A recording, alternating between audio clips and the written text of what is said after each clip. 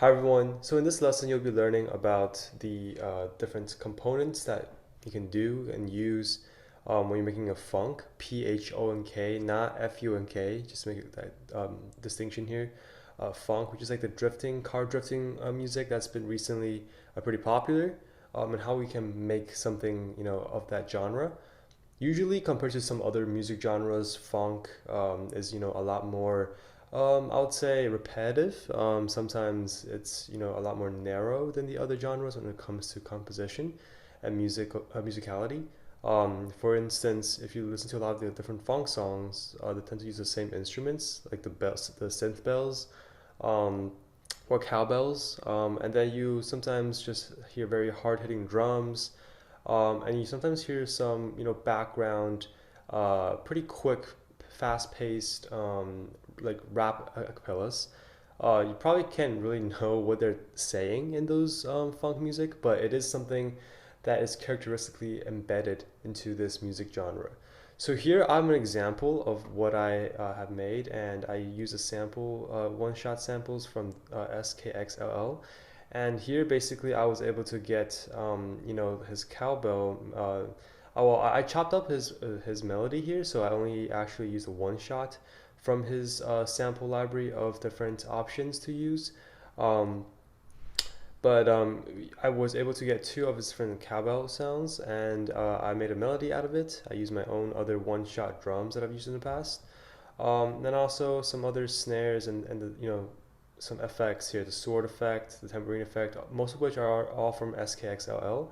And you can search him up, and he'll be able to probably have some samples for you to use, and obviously different license agreements and other usage rights as dependent on what he, has control over these different sound libraries. But here I use some of his, sounds, effects, etc. for this funk example.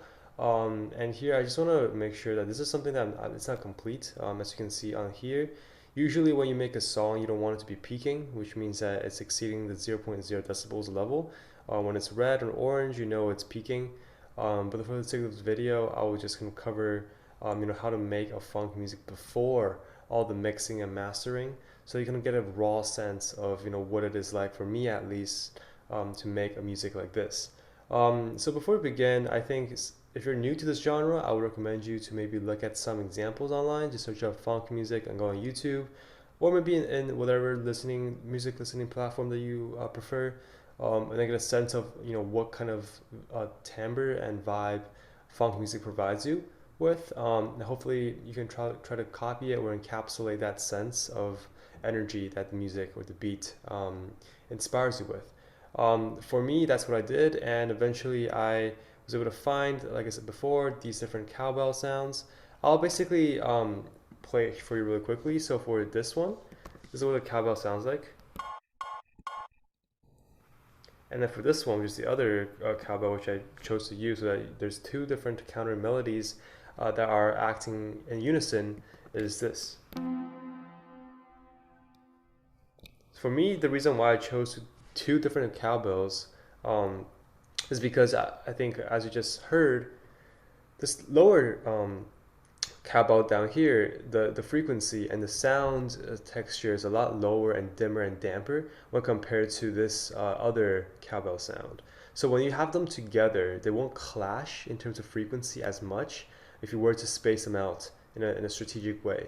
So that is just for me to preface that. Sometimes I like to add these, like this effect, and I just solo it for you really quickly.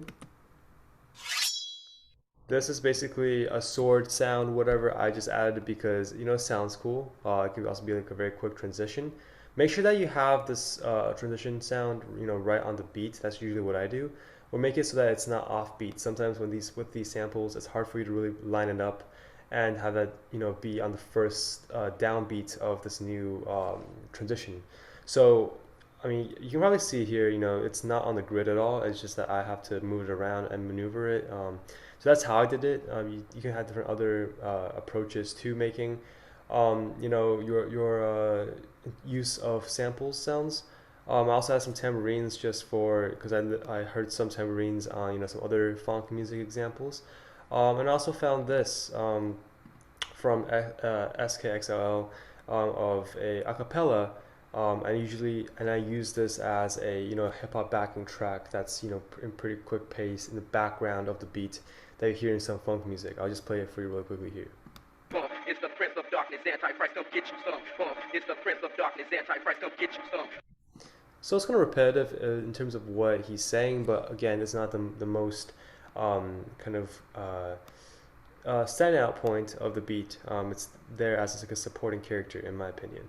And again, you can probably hear that it's not the cleanest of acapellas. It's totally fine, but it is something that can add on to your music, regardless of the quality of the vocals or the audio. And really quickly, I will just kind of talk about what this section is. So, I mean, here I added like a tempo switch. I mean, I just did it for fun. This project is not complete by any means, which is why I think it's interesting to show you kind of the midpoint of me having a kind of a sketch laid out beat for your reference. At the beginning here, I actually bounced these two melodies together so that it is not always just right at the climax where the melodies are very apparent, the most integral role of the beat. Here it's more so like an introduction where it's more mellow, so like I kind of had some minor changes, I transposed it down, etc., so that it's a bit more of a transitioning period from nothing to something. And here I believe is the climax, but again, this is by no means close to being done. Here is just for like a measure for you to kind of get a sense of how to make funk music. So here I will play really quickly what the beginning sounds like. I mean, again, it's just like an idea.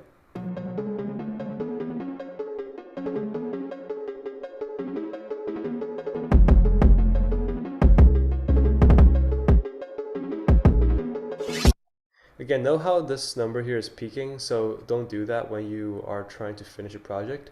For this video, I just kept it this way, so it's more raw. It is in the very beginning stages of the mixing phase. But you get a sense of what this melody sounds like, and when I play these two together, actually, I'll show you the melodies by themselves.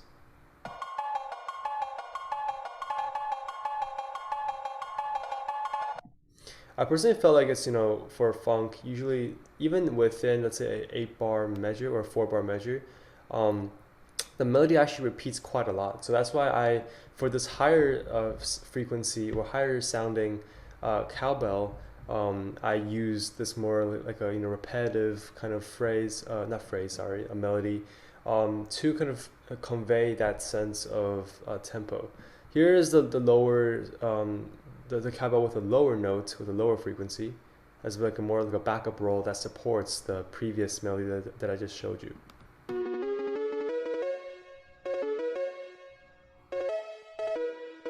So I did add some double notes here, as you can see, when you click open the piano roll. And it's just for the sake of kind of that glitchy-ish feeling, like just a little bit more spice, I would say, to the melody. And we combine those two together, this is what it sounds like.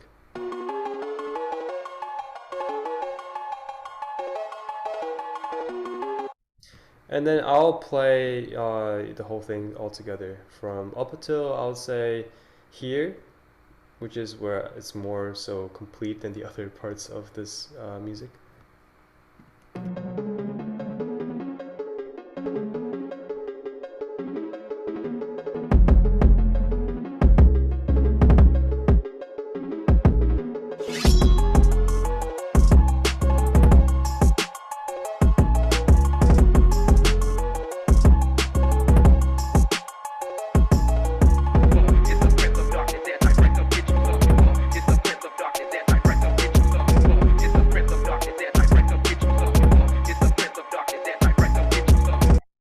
So for here, I added some, anti-drops. You expect the snare here. I removed it, and I also removed here just for some breathing space for the snare. Same thing here. Like you can vary it up in however you want to, orchestrate your music. I added some pauses before the hi-hats as well, and I added some rolls, as you can see. I'll just click open, and I kind of make sure that for some of them, some of the quicker kind of piano hi-hat rolls, I reduce the velocities.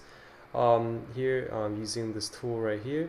And I use the brush tool to draw these different velocity or these different rolls, just to add a bit more, again, a bit more of a technical kind of accessories, I would say, to this beat.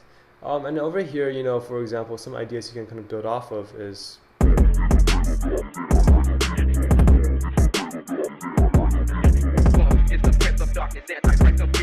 I just pitched it down, pitched it up, whatever, and then I'm not sure if you're gonna hear that, but here I panned it to the right and left so that it's like a back and forth of like your right ear and your left ear hearing the whoa sound. Just replay that really quickly. And now we're back at the previous section, with without the vocals, and basically it repeats itself. Here it's just like a repetition of it with the vocals over and over again. But I'll just play this one last time, especially these these 16 measures, just to give you a sense of something that funk can sound like as you try to explore your ways into making a music under this genre. Also keep in mind that this is only my kind of interpretation of funk. Obviously there's a lot of other variations within this genre. Some have a lot more distortion, others are a lot more aggressive or a lot more quiet, maybe a lot slower, etc. But hopefully this gives you a sense of what funk sounds like and how you can approach or go about making one yourself.